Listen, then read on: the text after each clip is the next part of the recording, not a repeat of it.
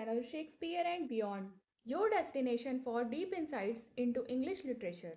तो आज के इस सेशन में हम एक्सप्लोर करेंगे डैनियल डिफोय की लिखी नॉवेल रॉबिन्सन क्रूसो को और डिस्कस करेंगे नॉवेल के कैरेक्टर्स, समरीज एंड इसकी थीम्स को। तो स्टार्ट करते हैं हमारी लिटरेचर जर्नी को। So let's begin. Robinson Crusoe by Daniel Defoe. आइए पहले जानते हैं राइटर के बारे में। About the writer. बॉर्न, उनका जन्म कहाँ और कब हुआ? Around 1660 and London, England. उनका जन्म 1660 में लंदन, इंग्लैंड में हुआ। डाइड, उनकी मृत्यु कब हुई? 1731 में। नेशनैलिटी इंग्लिश, वो इंग्लिश थे, यानी इंग्लैंड के वासी थे। उनका प्रोफेशन क्या था? वो राइटर थे, जर्नलिस्ट थे और ट्रेडर थे। Famous for writing Robinson Crusoe in 1719, one of the first novels in English literature. यानी कि वो फेमस थे रॉबिन्सन क्रूसो को लिखने के लिए, जो कि इंग्लिश लिटरेचर के स्टार्टिंग नॉवेल्स में से एक थी। अदर वेल नोन वर्क्स, उनके और भी कौन कौन से वर्क्स हैं? जैसे Moll Flanders, a journal of a plague year and Roxana. उनका राइटिंग स्टाइल कैसा था? क्लियर था, रियलिस्टिक था and focused on everyday life, adventure and morality. यानी कि साफ था, रियलिस्टिक था, रोज़मर्रा की ज़िंदगी से प्रेरित था, एडवेंचरस था और मॉरलिटी पे आधारित था। उनके वर्क्स में थीम कैसी होती थी? Survival, religion, personal growth, society and colonialism. यानी कि जीवित रहना, धर्म, व्यक्तिगत विकास, समाज और उपनिवेशवाद, यानी कि कॉलोनियलिज्म। उनका बैकग्राउंड क्या था?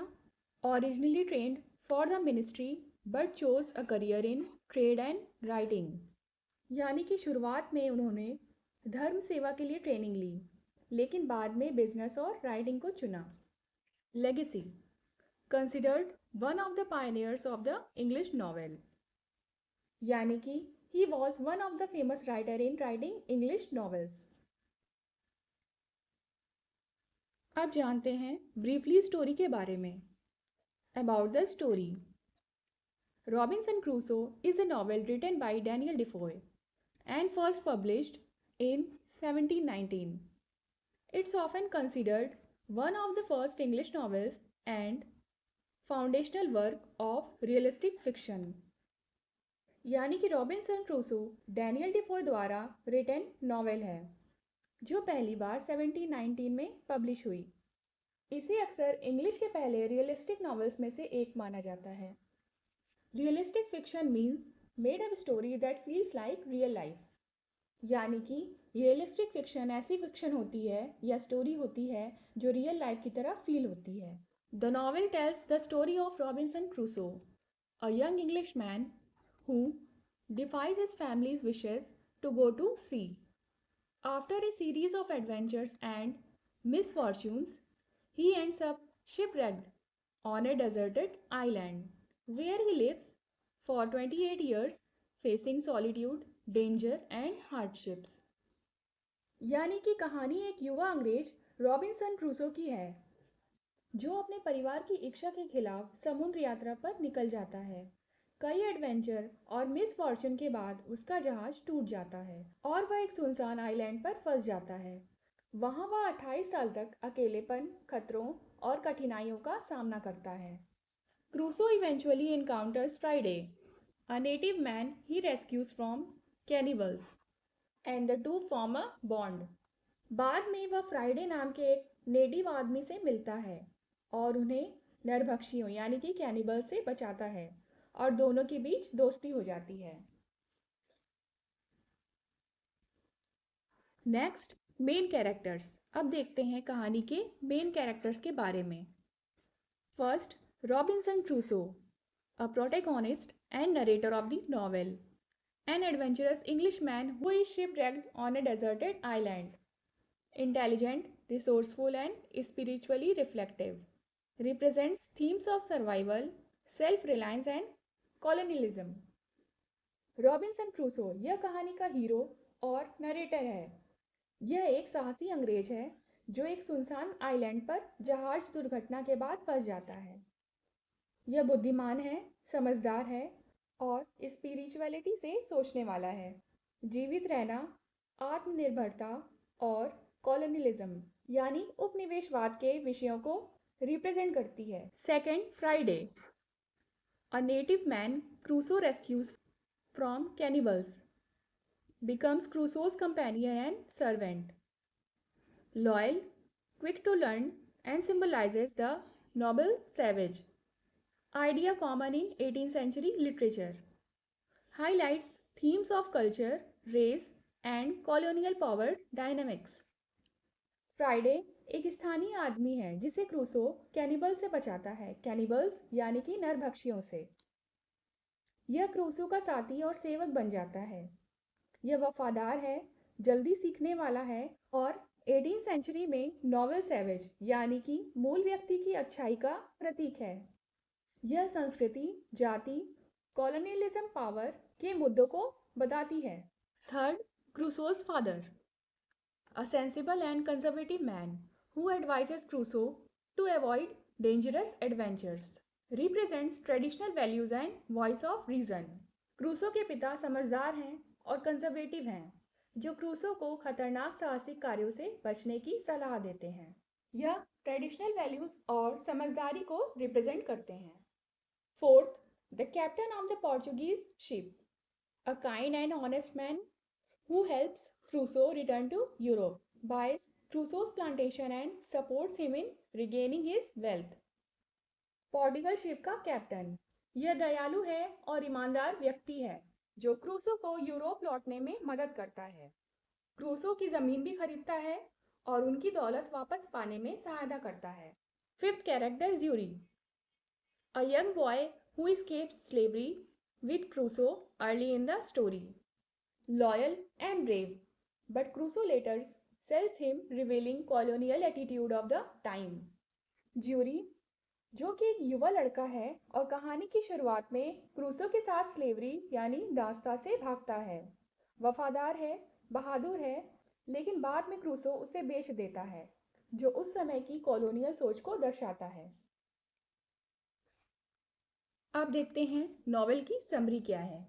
Robinson Crusoe is a gripping tale of a young Englishman driven by an insatiable thirst for adventure. Despite his father's advice to live a quiet and secure life, Crusoe chooses to go to sea, believing he is meant for something greater.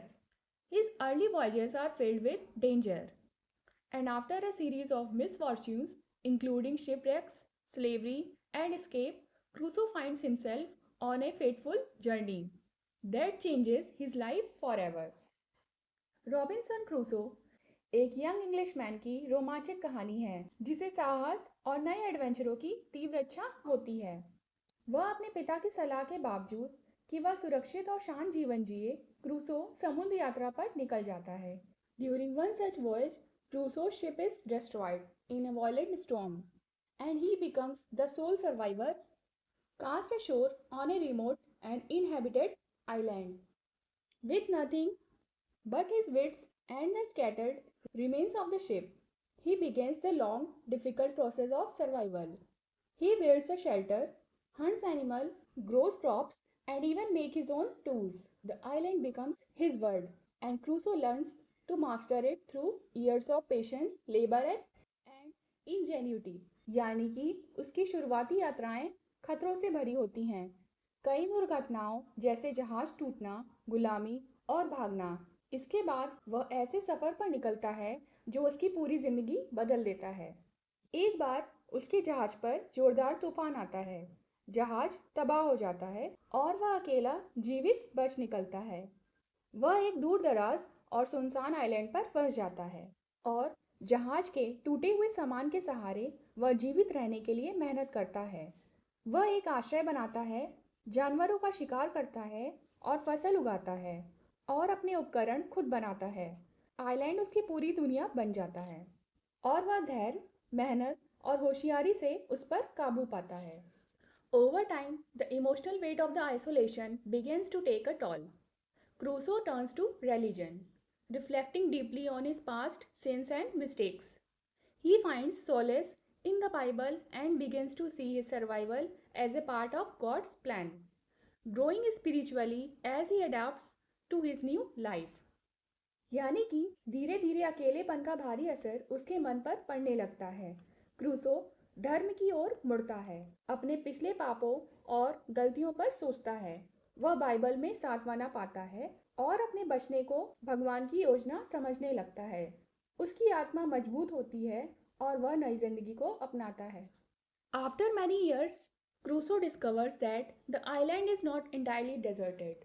One day, he sees footprints in the sand and later witnesses a terrifying scene. A group of cannibals has come to the island with captives. In a moment of bravery, Crusoe rescues one of the prisoners, a native man whom he names Friday. The two form a close, though unequal relationship. Crusoe teaches Friday English and Christianity, and Friday becomes his loyal companion and helper. यानी कि कई सालों बाद Crusoe पाता है कि island पूरी तरह खाली नहीं है। एक दिन वह रेत पे पैर के निशान देखता है और फिर एक भयानक दृश्य देखता है। कुछ नरभक्षी यानी कि कैनिबल्स उस आइलैंड पर कैदियों के साथ आए हैं। बहादुरी से क्रूसो एक कैदी को बचाता है, जो वहाँ का स्थानीय आदमी होता है, जिसे वह फ्राइडे नाम देता है। दोनों के बीच दोस्ती होती है, हालांकि संबंध बराबर नहीं होता। क्रूसो फ्राइडे को इंग्लिश और क्रिश्चियनिटी धर्म सिखाता है और फ्राइडे उसका वफादार साथी बन जाता है। Eventually, more visitors arrive, including mutinous sailors. Crusoe and Friday manage to outwit them, and through a combination of courage, intelligence, and diplomacy, Crusoe regains contact with the outside world. After 28 long years on the island, he finally returns to England, finding that his plantation in Brazil has made him wealthy. यानी कि बाद में और लोग भी आते हैं, जिनमें विद्रोही नाविक भी शामिल हैं। क्रूसो और फ्राइडे अपनी समझदारी, साहस और कूटनीति से उन्हें हरा देते हैं और बाहरी दुनिया से संपर्क फिर से बना पाते हैं। 28 साल बाद क्रूसो अंत में इंग्लैंड लौटता है और उसे पता चलता है कि ब्राज़ील में उसका खेत उसे बहुत अमीर बना चुका है। Robinson Crusoe is more than just an adventure story. It is a deep exploration of human endurance, faith, and the power of civilization. Through Crusoe's eyes, we witness the transformation of a man from reckless youth to thoughtful survivor, from castaway to self-made master of his fate.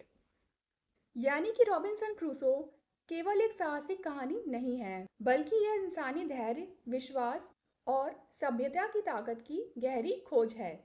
Crusoe की नज़र से हम देखते हैं कि कैसे एक बेपरवाह युवा एक समझदार जीवित रहने वाले और अपने फॉर्च्यून का मालिक बन जाता है। तो आइए देखते हैं रॉबिन्सन क्रूसो की स्टोरी। ये है रॉबिन्सन क्रूसो, जो कि स्टोरी का हीरो है, साहसी है, यानी कि ब्रेव है, कभी कभी जिद्दी भी हो जाता है। ये है रॉबिन्सन क्रूसो के फादर। ये समझदार हैं, आम पिता की तरह यह भी चाहते हैं कि बेटा शांति से पढ़े लिखे और घर पर रहे। ये रॉबिन्सन क्रूसो की मदर हैं। हर माँ की तरह यह भी दयालु हैं और बेटे की चिंता करती हैं।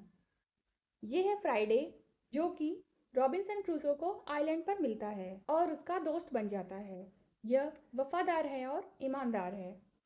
ये हैं कैनिबल्स, यानी कि नरभक्षी, और ये हैं सी पायरेट्स। इन सभी का रॉबिन्सन क्रूसो से सामना होता है। तो चलो देखते हैं स्टोरी। बहुत सालों पहले इंग्लैंड में एक लड़का था जिसका नाम होता है रॉबिन्सन क्रूसो। उसके फादर चाहते हैं कि वह पढ़ लिख कर आराम की ज़िंदगी बिताए, और उसकी माँ भी यही कहती थी कि बेटा समुद्र बहुत खतरनाक है, वहाँ मत जाओ। लेकिन रॉबिन्सन का दिल तो एडवेंचर चाहता था। वह जहाज़ों, यात्राओं और नई नई जगहें देखने के सपने देखता था, और इसी सपने को पूरा करने के लिए आखिरकार उसने एक दिन घर छोड़ दिया और जहाज़ पर अपना सफ़र शुरू किया। शुरू में तो सब अच्छा चल रहा था, लेकिन फिर अचानक एक दिन भयंकर तूफान आया और जहाज़ डूबने लगा। रॉबिन्सन ने किसी तरह अपनी जान बचाई और तैरकर एक सुनसान आइलैंड पर पहुंच गया। लेकिन उसके साथ कोई और नहीं बचा और वह अकेले रह गया। अब रॉबिन्सन ने सोचा, अगर मुझे जिंदा रहना है तो मेहनत तो करनी होगी।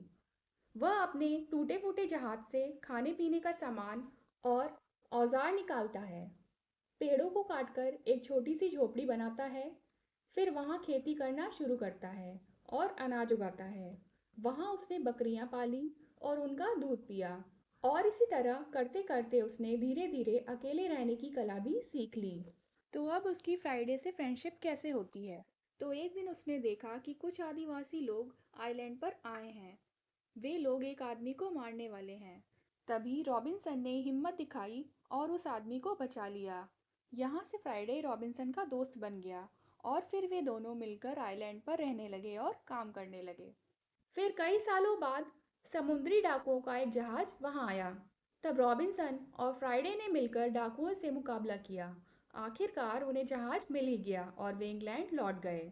तो यह है रॉबिन्सन क्रूसो की एडवेंचरस स्टोरी, एक ऐसे आदमी की जिसने अकेलेपन को दोस्त बना लिया और हिम्मत से जीना सीखा। तो मॉरल ऑफ द स्टोरी क्या है? कि रॉबिन्सन ने सीखा कि मेहनत, साहस और ईश्वर पर विश्वास, इन सब के साथ कठिन हालात में भी इंसान जी सकता है। अब देखते हैं स्टोरी के मेन थीम को। First, survival and self Reliance.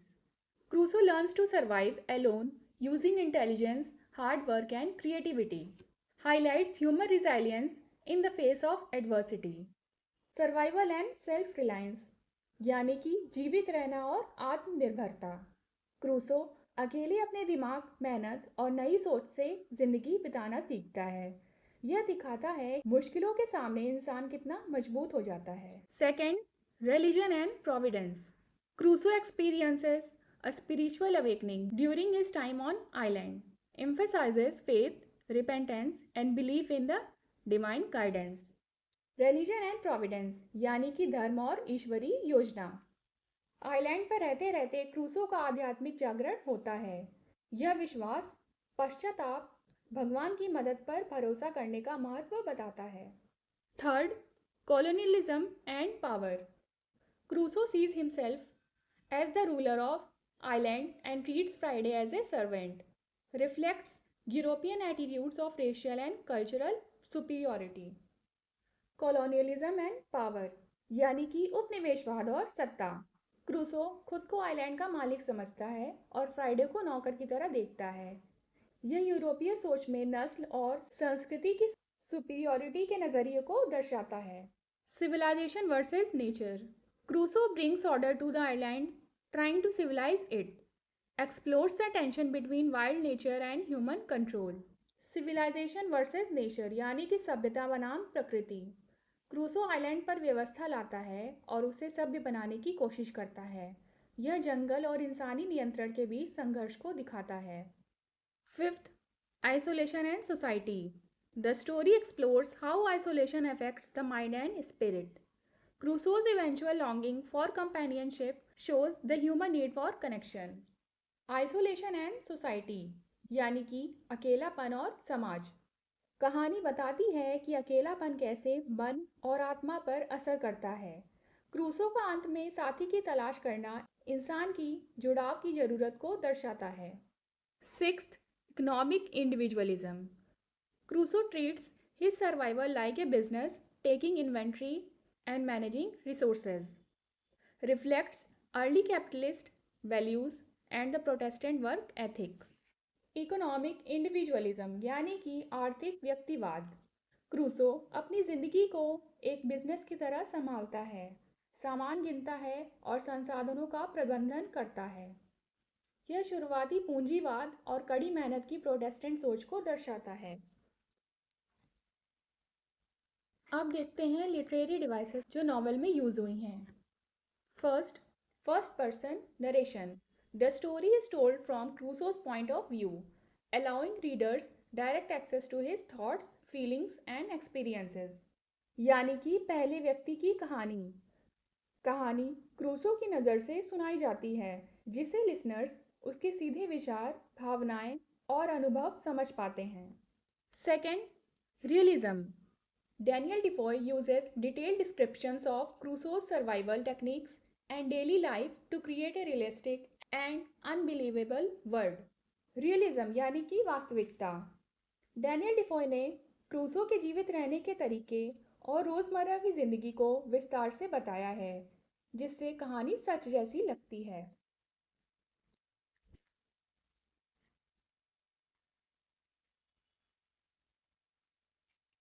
Third, symbolism. The island represents isolation, self reliance, and human struggle against nature. The footprints in the sand symbolizes fear, the unknown, and the arrival of others. Symbolism यानी कि symbols का use किया गया है, जैसे island अकेलापन और आत्मनिर्भरता और प्रकृति के खिलाफ संघर्ष का प्रतीक है। रेत में पैर के निशान डर, अनजाने और दूसरे के आने का संकेत है। 4. Allegory. Crusoe's journey reflects a spiritual transformation from sin and pride to repentance and faith. The novel can also be seen as a metaphor for British colonialism and imperial control. Allegory यानी कि ऐसी कहानी जिसमें कोई संदेश देने की कोशिश की गई हो, जैसे क्रूसो की यात्रा आध्यात्मिक बदलाव को दर्शाती है, पाप और घमंड से पश्चाताप और विश्वास की ओर। यह ब्रिटिश उपनिवेशवाद और शासन का एक रूपक भी माना जा सकता है। Fifth, foreshadowing. Early warnings from Crusoe's father and his initial shipwreck hints at future troubles and his eventual downfall. Foreshadowing यानी कि आगाह करना। क्रूसो के पिता की वार्निंग और शुरुआती जहाज दुर्घटना फ्यूचर की मुश्किलों और उसके पतन का संकेत देती हैं। Sixth, imagery. Vivid description of island, storms, and Crusoe's activities help create a strong visual impact. Novel में इमेजरी का यूज़ किया गया है। इमेजरी यानी कि वर्ड्स के ज़रिए मन में इमेज बनाना, जैसे आइलैंड, तूफान। क्रूसो की गतिविधियों का आसान डिस्क्रिप्शन कहानी को रियल बनाता है। 7. टोन यानी कि इसकी टोन कैसी है। The tone shifts from adventurous and impulsive to reflective and serious as Crusoe matures spiritually and emotionally. शुरुआत में कहानी रोमांचक और उत्साही है, लेकिन जैसे जैसे क्रूसो स्पिरिचुअलिटी और इमोशनल होता जाता है, कहानी गंभीर और सोचनीय होती जाती है। 8th, एल्यूजन. References to the Bible and Christian teachings are frequent, reflecting the religious context of the time. Allusion यानी कि पूरी बात बिना बताए किसी फेमस बात की तरफ इशारा करना, जैसे कई बार बाइबल और क्रिश्चियन शिक्षाओं का उल्लेख होता है जो उस समय के धर्म के जुड़े उदाहरण को दिखाता है। Personification. Nature sometimes described with human qualities, especially in moments of danger and emotional distress. Personification यानी कि निर्जीव चीज़ों को इंसान जैसा बताना, जैसे प्रकृति को कभी-कभी इंसानी गुणों से दर्शाया जाता है, खासकर खतरे या इमोशनल स्थिति में। 10th, irony. Crusoe seeks freedom through adventure but ends up imprisoned by isolation. He becomes a king on the island but is still at the mercy of nature. Irony का मतलब है कि किसी सेंटेंस को कहने पर उसका अर्थ उल्टा निकले, जैसे क्रूसो आज़ादी के लिए साहसिक यात्रा पर तो निकलता है, लेकिन अकेलेपन में बंदी हो जाता है। वह आइलैंड का राजा तो बन जाता है, फिर भी नेचर के सामने असहाय हो जाता है। And last not the least, चलते हैं कंक्लूजन पर। Robinson Crusoe is a timeless novel that explores the themes of survival, faith, self reliance, and human resilience. Through Crusoe's long and difficult journey, from the shipwreck to spiritual growth, presents a powerful story of transformation. The novel not only entertains with adventure but also reflects on deeper ideas like colonialism, civilization, and man's relationship with God and nature. यानी कि Robinson Crusoe एक timeless novel है जो जीवित रहने, विश्वास, आत्मनिर्भरता और मानव धैर्य जैसे विषयों को बताता है। क्रूसो की लंबी और कठिन यात्रा, जहाज टूटने से लेकर आध्यात्मिक विकास तक, डैनियल डिफोय ने एक पावरफुल बदलाव की कहानी पेश की है। ये नावल सिर्फ रोमांचक कहानी ही नहीं, बल्कि उपनिवेशवाद यानी कि कॉलोनियलिज्म, सभ्यता और इंसान के भगवान वह प्रकृति के संबंध जैसे गहरे विचारों पर भी सोचने को मजबूर करता है। सभ्यता यानी कि सिविलाइजेशन और इंसान के भगवान व नेचर से संबंध जैसे गहरे विचारों पर भी सोचने को मजबूर करता है। So thanks for watching. I hope ये आपके लिए हेल्पफुल था और आपको समझ आया होगा। कोई भी क्वेरीज हो तो आप मुझे कमेंट सेक्शन में पूछ सकते हैं। अगर वीडियो पसंद आई हो तो लाइक करें, दोस्तों के साथ शेयर करें और चैनल को सब्सक्राइब ज़रूर करें ऐसे ही सिंपल और इंटरेस्टिंग लिटरेचर वीडियोस के लिए। See you in the next video. Thank you.